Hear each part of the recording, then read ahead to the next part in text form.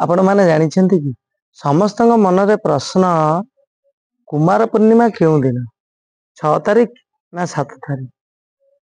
प्रकृत रे ये जो पूर्णिमा हिसाब हुए चंद्रमा को नहीं क्यों दिन अहोरात्र बा रात्र समय रे चंद्रमा रहउछन बा पूर्णिमा रहउछि।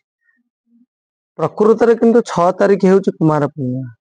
कारण जेहेतु 9:56 ठारू 6 तारीख पूर्णिमा आरंभ हेउछि रात्र समय रे संपूर्ण रूप रे पूर्णिमा रहुअछि। सेथि निमंते 6 तारीख समस्ते कुमार पूर्णिमा पालन करिवे एवं कन्या माने चांद बंदापना जो करती कुमार उत्सव रे चांद बंदापना ताको मध्य 6 तारीख पालनीय। कारण जेहेतु रात्र समय रे संपूर्ण पूर्णिमा रहुछि तेणु 6 तारीख ही समस्ते पूर्णिमा पालन करिवे चांद बंदापना करिवे। किंतु श्रीमंदिर रे सबठार भिन्न जो दिन सूर्य उदय को रही थाए से दिन ही पालन करा जाए कुमार उत्सव। 7 तारीख दिन श्रीमंदिर रे कुमार उत्सव से दिन मध्य पहली कार्तिक आरंभ कार्तिक मासर अयम आरंभ। किंतु 6 तारीख 7 तारीख दिन मात्र 9 घटिका पर्यंत रहुछि जेहेतु पूर्णिमा से दिन पालन हुए नुहे।